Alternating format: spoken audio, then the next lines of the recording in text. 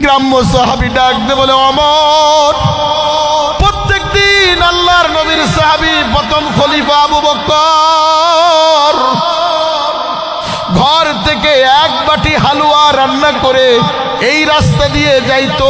প্রত্যেক দিন এক বাটি হালুয়া নিয়ে এই রাস্তা দিয়ে আবু বকর যাইতো। জান্নাতি সাহাবীরা বসা হযরত ওমরের সামনে। জান্নাতি সাহাবীরা বলে, ওমর, কিসের হালুয়া, কি হালুয়া, কোথায় যাই? এটা আবার কোনো কথা হলো নাকি? এটার আবার কোনো কথা হলো নাকি? হযরত ওমর চিনে ফেলেছে, বুঝে ফেলেছে। কারণ নবী নবীর খবর জানে, ওলি ওলির খবর জানে, চোর চোরের খবর জানে। এক চোর চুরি করে সকালবেলা নদীর ওই পারে মুখ ধরছে, আর এক নামাজি লোক ফজরের নামাজ পড়ে ইশরাক পড়ে সুন্দর করে মেসওয়াক করে মুখ ধৌত করতেছে। ওই চোর চিন্তা করেছে, এই ব্যক্তি মনে আমার মতন চোর, আর এই নামাজি মনে করে আমার মতন তাহাজ্জুদ গুজারি। কারণ চোর চোররে চেনে, ডাকাত ডাকাতরে চেনে, যারা বিড়ির নিশা আছে দেখবেন বিড়িখোর চেনে, মদখোরকে চেনে, মোবাইলের ভিতরে যাদের নিশা সেই যুবকরে চেনে। কথা কয় না, কষ্ট হচ্ছে, ছেড়ে দিব, চলবে কিছুক্ষণ। হযরত আবু বকরের একটা গল্প বললেন। এক বাটি হালুয়া নিয়া প্রত্যেক দিন ওমর এই রাস্তা দিয়ে যায় বাজার। সমস্ত সাহাবীরা বলে, হালুয়া আবার কিসের, হালুয়া আবার কিসের, এটা কোনো কথা হলো নাকি? হযরত ওমর বুঝে ফেলেছে, কারণ ওমর একজন সাহাবী, একজন খলিফা, আবু বকর একজন সাহাবী, একজন খলিফা। আল্লাহর নবী দুইজনের বিষয় বলেছে, আরহাম উম্মতি বি উম্মতি আবু বকর। আর একবার বলেছে, আসাদুহুম ফি আমরিল্লাহি ওমর। আমার একজন সাহাবী আমার রওজার ডান দিকে ঘুমাবে, আর একজন সাহাবী হযরত ওমর আমার বাম দিকে ঘুমাবে। হযরত ওমর বুঝে ফেলেছে কেন আবু বকর কোথায় যায়। মুসলমান ভাইরা রে আমার, হযরত ওমর রাদিয়াল্লাহু তাআলা আনহু মিটিং শেষ করলেন, বিবিকে ডাক দিলেন, বিবি, এক বাটি হালুয়া রান্না করো, আমাকে দাও। হযরত ওমর রাদিয়াল্লাহু তাআলা আনহু এক বাটি হালুয়া নিয়া এই গ্রাম্য সাহাবীর কথা অনুযায়ী চলা শুরু করলেন রাস্তা দিয়া। যাইতে যাইতে যাইতে যাইতে দেখে একটা বিশাল বড় একটা মোড়, ডাইনে যাবে না বামে যাবে। হযরত ওমর চিন্তা করলো ডান দিকে চলা শুরু করি।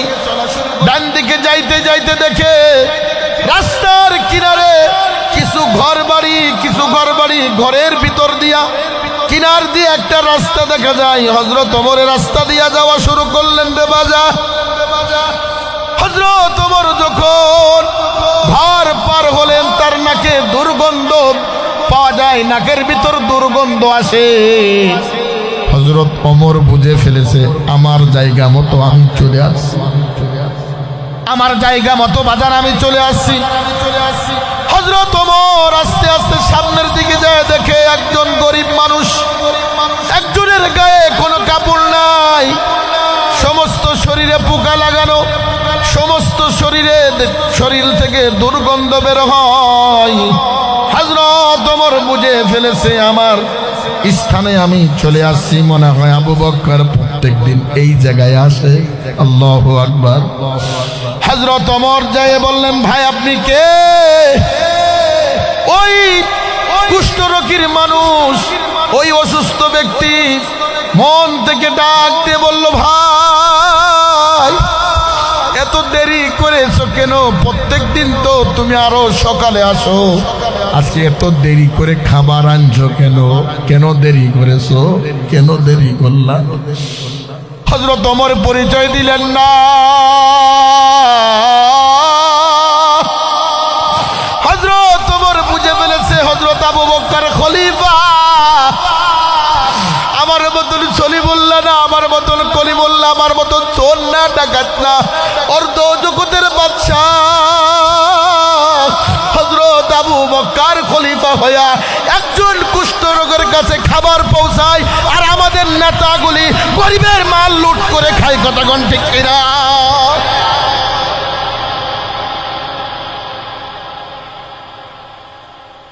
ভাইরা আমার, বন্ধুগণ আমার, হযরত ওমর হাতে করে ওই অসুস্থ রোগীর মুখে খাবার তুলে দিচ্ছে। হযরত ওমর যখন মুখে খাবার দেয়, ওই কুষ্ঠরোগী ডাক দিয়ে বলে, এই তুই কে, এই তুই কে, এইভাবে করছে, তুই কে? হযরত ওমর চিন্তা করলো, হাই হাই, আমি একজন খলিফা, আমার ধমক দেয়। বলে, তুই কে, সত্যি করে বল। আল্লাহু আকবার, আল্লাহু আকবার, সত্যি করে বল, আপনি কে, আপনি কে? আমাকে যে প্রত্যেক দিন খাবার দেয়, প্রত্যেক দিন যে খাবার আমার মুখে তুলে দেয়, সেই ব্যক্তি তুমি না, সেই ব্যক্তি তুমি না।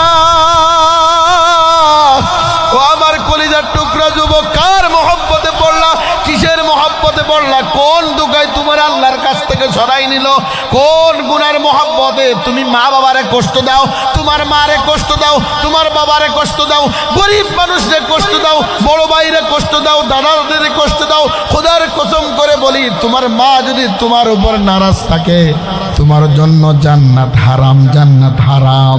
আর তোমার মা যদি তোমার জন্য, তোমার উপরে খুশি থাকে, ও মা জান্নাতুকা ওয়া নারুকা, তোমার জন্য 8টা জান্নাতের দরজা খোলা। আল্লাহু আকবার। রোগী ব্যক্তি ডাকতে বলে, কে আপনি? সত্যি করে বলেন, কে আপনি? যে ব্যক্তি প্রত্যেক দিন আমার কাছে আমার মুখে খাবার তুলে দেয়, আপনি সেই ব্যক্তি না, সেই ব্যক্তি না। বলে, সেই ব্যক্তি কিভাবে তোমার মুখে খাবার তুলে দেয় রে বাবা? আল্লাহর বান্দা ডাক দে বলো, ও পথিক, আমাকে যে ব্যক্তি প্রত্যেক দিন আমার মুখে খাবার তুলে দেয়, আমার জিহ্বায় পোকা, ঠোঁটে পোকা, মুখে পোকা, এইভাবে সে হাত দিয়ে আমার মুখে খাবার দেয় না, কারণ আমি মুখে খাবার ঢুকাইতে পারি না। আল্লাহর বান্দা জিহ্বার উপরে খাবার নিয়ে আমার জিহ্বার উপরে ঢুকাই দেয়। ওই ভাই, একজন খলিফা হইয়া একজন কুষ্ঠরোগীর মুখে খাবার দেয় নিজের জিহ্বা দিয়া, আর তুমি সলিমুল্লাহ কলিমুল্লাহ কয়েকদিনের ক্ষমতা পাইয়া আল্লাহর ভুলে গেছো, আল্লাহর বান্দাকে ভুলে গেছো। চেয়ারের লোভে আলেমদেরকে তুমি হয়রানি করো, আলেমদেরকে তুমি জেলখানে ঢুকাও, আল্লাহর আদালতে বিচার দিতে দিব। কথা বলেন ঠিক কিনা? খলিফা কাকে বলে? আর আমরা একটু মুফতি হলে বাপরে বাপ, যদি নামের আগে আলহাস থাকে, ওরে বাপরে বাপ, এমন হাজির হাজির ফজরের নামাজ পড়েন। অনেক যুবক আছে, ইয়ং আইডল, এমন চুলির কাটিং দেয়, শয়তানেও শয়তানেও হাসে, শয়তানেও কয় আমার থেকে বড় শয়তান। কথা হয় না? এটা কোনো সন্তানের দোষ না, যুবকের দোষ না, এই যুবকের বাপ মার দোষ। বাপ মা কেন শাসন করো না? এই কথা কোন ঠিক কিনা? যুবকের কোনো দোষ না, দোষ কার? বাবা মার দোষ। মা যদি তার মেয়েকে শাসন করত, কোনোদিন বেপরদা পুরুষের সঙ্গে মেসেঞ্জারিতে ইউটিউবে কথা বলতো না। কথা কোন ঠিক কিনা? কেন তোমার মেয়েকে তুমি শাসন করো না? কি তিতা কথা হলো নাকি? তিতা কথা হলো, একজন মা একজন মেয়েকে ছেলেকে ভালো বানাইতে পারে, একজন বাবা একজন ছেলেকে একজন মেয়েকে ভালো বানাইতে পারে। এখন বাপ মাও হয়ে গেছে ডিজিটাল, ওই দিকে ঘরে ছেলে আর মেয়ে ফেসবুক নিয়ে সেটিং করতেছে, আর এই সাইডে বাপ মা 28 ইঞ্চি টেলিভিশন নিয়ে স্টার জলসা জি বাংলার পাগল হয়ে আছে। ঠিক কইলেও ঠিক, না কইলেও ঠিক। কেন সন্তান ভালো হয় না? একমাত্র কারণ সন্তান জন্মগ্রহণ করার আগে ওই মা ওই বাবা জিনার গুনার ভিতর লিপ্ত থাকে। তোমার মেয়েকে বিবাহ দেওয়ার আগে তুমি জিনার গুনাহ করো, কবিরা গুনাহ করো। 1 নম্বর কবিরা গুনাহ হলো গায়ে হলুদ, জুনিবাতি লাগানো, গায়ে হলুদ করা 1 নম্বর কবিরা গুনাহ। আপনাদের এখানে গায়ে হলুদ আছে? কম না বেশি? গায়ে হলুদ না হলে তো বিয়ে হয় না এখন।